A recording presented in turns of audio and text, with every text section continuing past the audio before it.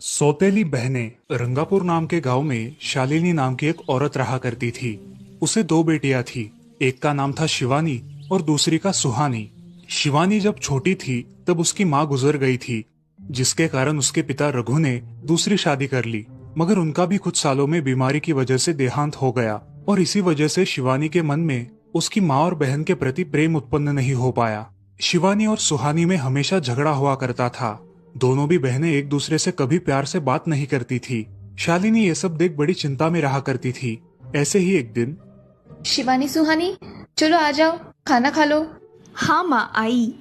हाँ माँ, मैं भी आई। ऐसा कहकर दोनों बेटियां वहां आ जाती है और देखती है तो उनकी माँ ने उन दोनों के लिए गाजर का हलवा बनाया था। वो देख सुहानी और शिवानी बहुत खुश हो जाती है। माँ, तुमने ये हलवा मेरे लिए बनाया है? मुझे बहुत पसंद है। मुझे पता है कि मेरी दोनों बेटियों को हलवा कितना पसंद है, इसीलिए तो मैंने तुम दोनों के लिए हलवा बनाया है। और मेरे लिए माँ? अरे हाँ बेटी, मैंने तुम्हारे लिए भी बनाया है। चलो अब जल्दी से खा लो, तुम दोनों को कॉलेज भी तो जाना है ना। जी माँ, मैं ये कटोरी ले लूँ? मुझे जल्दी पहुँचना है कॉलेज में। हाँ ले लो। और सुहानी, तुम ये वाली कटोरी ले लो। जी माँ। दोनों भी हलवा खाती है और एक दूसरे की ओर बहुत गुस्से से देखकर वहां से चली जाती है। वो दोनों भी कॉलेज में एक साथ पढ़ा करती थी। फर्क सिर्फ इतना था कि शिवानी थर्ड ईयर में थी और सुहानी फर्स्ट ईयर में। उन दोनों में 2 साल का अंतर था। फिर भी दोनों में हमेशा नोकझोंक हुआ करती थी, जैसे कि वो दोनों एक दूसरे की दुश्मन हो। ऐसे ही एक दिन दीदी, मेरे कॉलेज की ट्रिप जाने वाली है। तुम्हारी भी ट्रिप जाने वाली है क्या? हाँ, मेरी भी जाने वाली है, मगर मेरा जाने का मन नहीं है। क्यों दीदी? क्योंकि वहाँ पे तुम हो। मुझे भी कोई शौक नहीं है तुम्हारे साथ आने का। मैंने ऐसे ही पूछ लिया। मैं जा रही हूँ। शिवानी और सुहानी एक दूसरे की ओर मुंह फेरकर वहां से चली जाती है। अगले दिन दोनों भी कॉलेज में जाती है। तब उनके टीचर उनसे पूछते हैं, शिवानी, तुम कॉलेज की ट्रिप में आने वाली हो? जी सर, मैं आने वाली हूँ। ठीक है, मैं तुम्हारा नाम लिखवा देता हूँ। जी सर। ऐसा बोलकर टीचर ट्रिप के लिए जाने वाले विद्यार्थियों की लिस्ट बना लेते हैं। घर आकर शिवानी और सुहानी ये बातें अपनी माँ को बताती है। सुहानी, शिवानी, तुम दोनों ट्रिप के लिए जा रही हो, मगर वहां जाके झगड़ा मत करना, नहीं तो ट्रिप पे जाने की कोई जरूरत नहीं है। नहीं माँ, हम झगड़ा नहीं करेंगे। हाँ माँ, हम झगड़ा नहीं करेंगे। तो फिर ठीक है, तुम दोनों जाओ। ये लो ट्रिप के लिए पैसे, और बाकी के ये तुम्हारे पास ही रखना। माँ, हम कल जाएंगे और 2 दिन के बाद वापस आएंगे। ठीक है, चलो अब सो जाते हैं, कल तुम दोनों को निकलना है। अब वो सब खाना खाकर सो जाती है। अगले ही दिन सुबह उठकर वो दोनों भी अपने अपने बस में बैठकर ट्रिप के लिए निकल जाती है और इधर शालिनी अपने काम में व्यस्त हो जाती है। ऐसे ही कुछ देर बाद शालिनी को शिवानी का फोन आता है। माँ, हम दोनों यहाँ ट्रिप की जगह पहुँच गए हैं। अच्छा बेटी, तुम दोनों ठीक हो ना? हाँ माँ, मैं रखती हूँ, हमें यहाँ अलग अलग स्पॉट देखने जाना है। ठीक है, और जब वक्त मिले तब फोन कर देना। हाँ माँ, अपना और सुहानी का ख्याल रखना। हाँ माँ। फोन रखने के बाद शिवानी और उसके क्लास के सारे दोस्त वहाँ की एक जगह देखने जाते हैं। सुहानी भी उसके क्लास के साथ एक दूसरी जगह देखने निकल जाती है। सारे बच्चे एक साथ घूमकर वापस आते हैं। शिवानी सुहानी को ढूंढती है, मगर सुहानी उसे कहीं दिखाई नहीं देती। इसीलिए शिवानी को बड़ी चिंता होने लगती है। अरे, ये सुहानी कहाँ रह गई? इसका तो कुछ भी पता नहीं, कहाँ ढूंढूं इसे? तभी शिवानी को सुहानी दिखाई देती है और उसके जान में जान आ जाती है। सुहानी, कहाँ गई थी तुम? मुझे कितनी चिंता लग गई थी तुम्हारी। अरे, मैं यहाँ ही थी मेरी सहेलियों के साथ, मुझे कुछ नहीं हुआ। ऐसा बोलकर सुहानी वहाँ से चली जाती है। दूसरे दिन सब लड़के लड़कियाँ जल्दी उठकर अपनी तैयारी कर लेते हैं और पहाड़ पर जाने के लिए निकलते हैं। वो सब आज थोड़ा घूमकर शाम तक निकलने वाले थे। सब विद्यार्थी एक हिल स्टेशन देखने चले जाते हैं। शाम होने तक उस पहाड़ी का मजा उठाते हैं, लेकिन सुहानी बिना किसी को बताए उस पहाड़ी के एक अनजान हिस्से में चली जाती है। वहाँ का मनमोहक दृश्य देखते देखते गलती से उसका पैर फिसल जाता है और वो वहाँ से नीचे गिर जाती है। शाम हो जाने के कारण सभी विद्यार्थी वहाँ से निकलने लगते हैं और यहाँ सुहानी एक पेड़ के सहारे उस पहाड़ी की चोटी पर लटकी रहती है। शिवानी सभी विद्यार्थियों में अपनी बहन को ढूंढती है, लेकिन वो उसे कहीं नहीं मिलती। सुहानी को ढूंढते ढूंढते शिवानी वापस उसी पहाड़ी के पास आती है और उसे आवाज लगाती है। सुहानी, सुहानी कहाँ हो तुम? दीदी मैं यहाँ हूँ, बचाओ मुझे, मैं यहाँ हूँ। सुहानी की आवाज की ओर जाते ही उसे पता चलता है कि सुहानी पहाड़ी पर लटकी है। ये सब देखकर शिवानी बहुत घबरा जाती है। शिवानी अपनी पूरी ताकत लगाकर उसे ऊपर खींच लेती है। तुम यहाँ क्यों आई थी? अगर तुम्हें कुछ हो जाता तो मैं क्या करती? माँ को क्या जवाब देती? दीदी मेरा पैर फिसल कर मैं वहाँ गिर गई। मैंने बहुत आवाज दी मगर मेरी आवाज किसी ने नहीं सुनी। तुम ढूंढती हुई आई और मुझे बचा लिया। तुम दुनिया की बेस्ट दीदी हो। हाँ सुहानी, चलो अब घर जाने के लिए देर हो जाएगी, बस निकल जाएगी। सुहानी को ऊपर खींचते वक्त शिवानी के हाथ पर बहुत सारे जख्म हो गए थे, इसीलिए सुहानी अपनी ओढ़नी फाड़कर उसके हाथ पे बांध देती है और अब वो दोनों बस के पास चले जाते हैं। क्या हुआ है शिवानी, हाथ से खून बह रहा है तुम्हारे? कुछ नहीं सर, मैं वहाँ पे गिर गई थी, अब मैं ठीक हूँ। टीचर और सारे छात्र गाड़ी में बैठकर घर जाने के लिए निकलते हैं। घर आने के बाद शिवानी सारी हकीकत अपनी माँ को बताती है और वो सब सुनकर माँ दोनों को गले लगाकर रोने लगती है। तुम दोनों एक दूसरे के साथ होते हो इसीलिए मुझे कोई टेंशन नहीं रहता, मगर मेरी बच्चियों खुद का भी ख्याल रखा करो। उस दिन के बाद दोनों सौतेली बहनों ने अपने बीच की सब नोकझोंक बंद कर दी और हंसी खुशी सगी बहनों की तरह रहने लगी।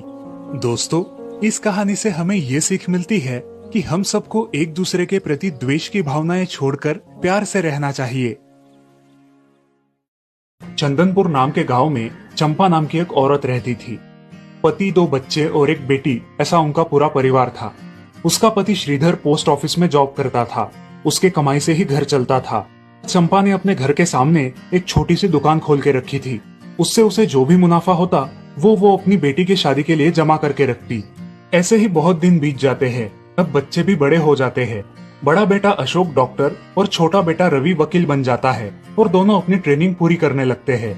एक दिन उनकी बहन ज्योति के लिए एक अच्छा रिश्ता आता है और ज्योति की शादी पड़ोस के गांव के सरपंच जी के बेटे से हो जाती है।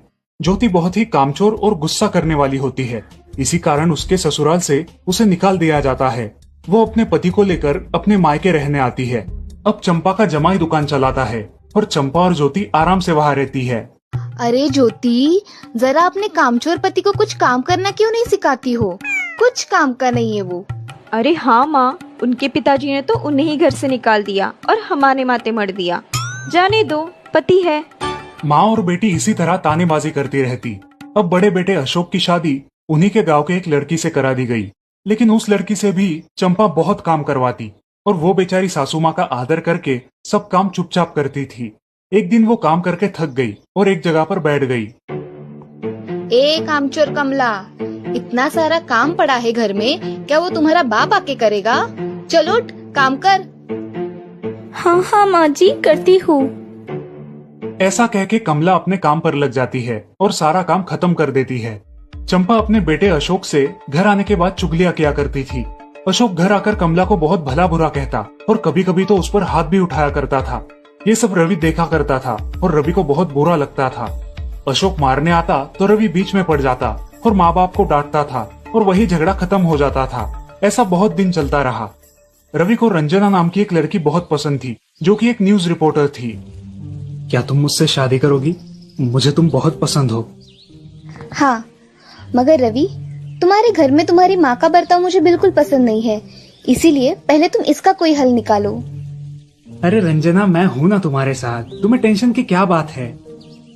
मगर रवि, तुम भी अगर मुझे मारने पीटने लगे तो मैं तुम्हें कोर्ट में खींचूंगी।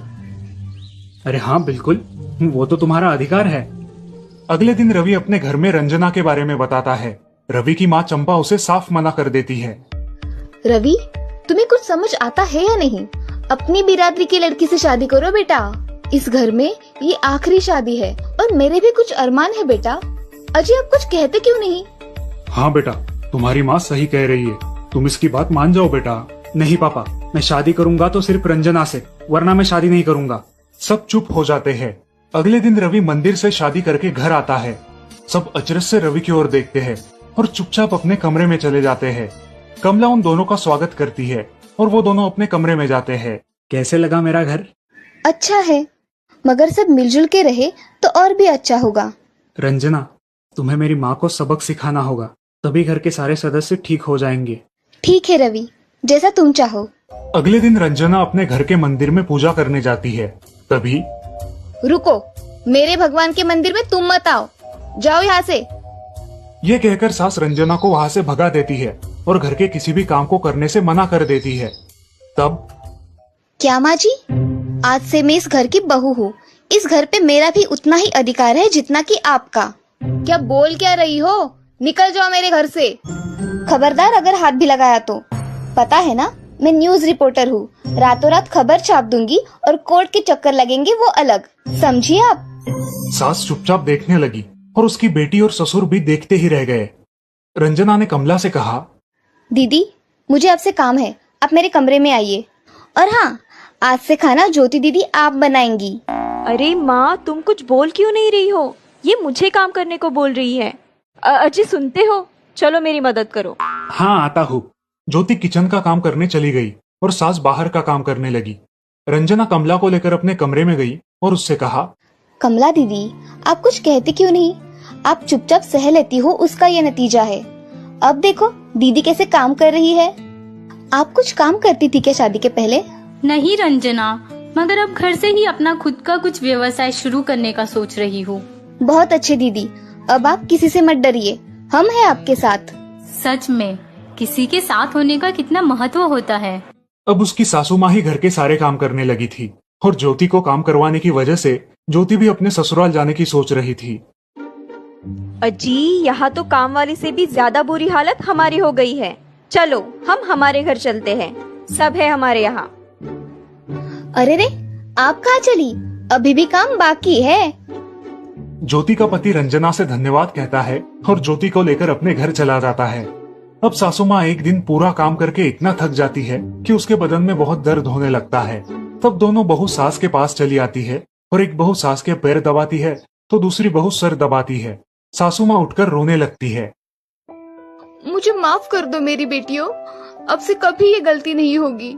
सास को उसके किए पर पछतावा होता है और ये देखकर घर के सभी सदस्य बहुत खुश हो जाते हैं। रवि और रंजना भी बहुत खुश होते हैं। वाह बहू, जो आज तक नहीं हुआ वो तुमने करके दिखाया। बहू हो तो ऐसी।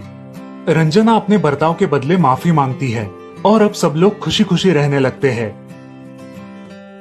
तो दोस्तों, इस कहानी से हमें ये सीख मिलती है कि हम सब मिलके परिवार बनता है और हम सब परिवार का महत्वपूर्ण अंग होते हैं। परिवार के काम मिल बांट कर करना ये